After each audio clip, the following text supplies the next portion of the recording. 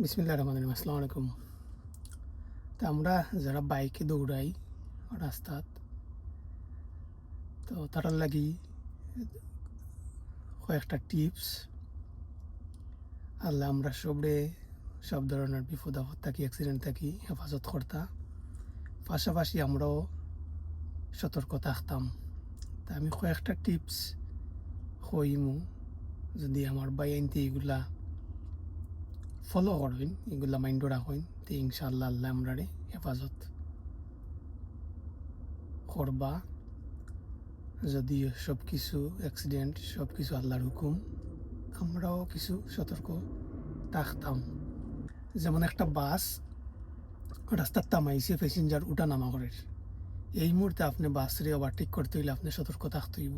এর কারণ হয়েছে কোনো প্যাসেঞ্জার আছে বাস থেকে নাইমা রোড ক্রস করে লিব, ডাইন বাম তুকাইতো নাই, এই মুহূর্তে আপনিও বাসরে ওভারটেক করা, তখন দেখা গেছে প্যাসেঞ্জারের লগে মোটর বাইকের সংঘর্ষ অনেক সময় ওই যায়, এই অ্যাক্সিডেন্ট আমরা দেখছি।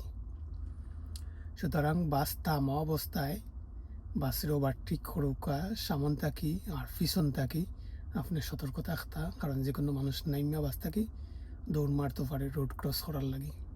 দ্বিতীয়ত হয়েছে আপনি একটা রোডে দিয়ে যাইরা, রোডের দুই পাশে গণবসতি আছে, দেখা গেছে বাচ্চারা খেলাধুলা করে, বা আপনি একটা রাস্তা দিয়া যাইরা রাস্তার সাইডে দিয়ে বাচ্চারা হাইটটা যার স্কুল থাকি হোক, খেলা থাকি হোক, বা আপনি একটা বাজারের ভিতরে দিয়ে যাইরা ওই না সব ধরনের মানুষ, বাচ্চা তাকে লাগিয়া বড় মানুষ থাকেন, এই সময় যদি আপনি সতর্কতার সহিত ড্রাইভ বাইক করেন, আপনি স্পিড লিমিট থাকেন, আপনি সতর্ক থাকেন, তো ইনশাল্লাহ আপনি বিপদ থাকি, অ্যাক্সিডেন্ট থাকি রক্ষা পাইতে পারেন।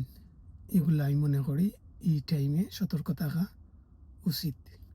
তৃতীয়ত হয়েছে গিয়া আমরা অনেক সময় দেখি রাস্তার সাইডে দিয়ে বালু রাখা থাকে, বালুটা অনেক সময় গড়িয়ে রাস্তার মাঝখানে হয়, এই বালু কিন্তু স্লিপ করে। এই সময় আরেকটা গাড়ি অপোজিট থেকে আইসি, আপনি এক সাইডে আসেন, আপনি তার সাইড দিকে গিয়ে ওভারটেক করতে গিয়ে বালু মুখে উঠেছেন, দেখে স্লিপ করে আপনি অ্যাক্সিডেন্ট করছেন। তা রাস্তার যদি বালু থাকে এই সময়টা আপনি স্পিড লিমিটও আনতা, সতর্ক থাকতা। এরপরে আমরা অনেক সময় দেখি রাস্তার গোবর থাকে, গোবরও কিন্তু অনেক সময় চাকা স্লিপ করে, এগুলো আপনি সতর্ক থাকতা। এরপরে দেখা গেছে যে ফাঁকা রাস্তা আছে বাট রাস্তাত কাদা, ও যে মাটি কাটাইন হেমন্ত সিজনও গাড়ি দি রাস্তাত মাটি পড়ে পড়ে, মেঘ দিলে পরে এই মাটি কাদা হয়ে যায়, পিছলে হয়ে যায়, এই ব্রেক করলে আর ব্রেক ধরে না।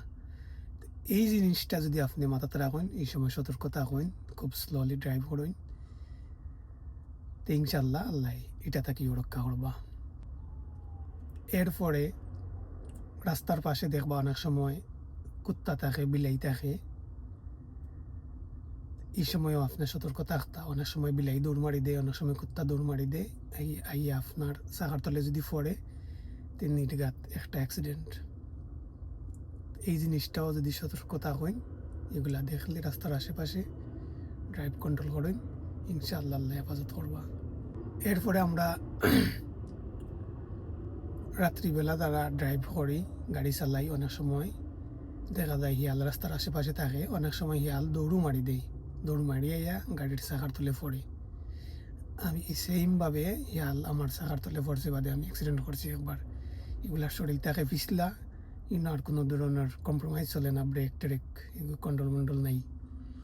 তো রাত্রিবেলা যারা গাড়ি চালাইবা যদি একটু সতর্কতা হইন, ইয়াল টিয়াল দেখলে সতর্কতার সহিত গাড়ি চালাইন, তো ইনশাআল্লাহ আল্লাহ হেফাজত করবা।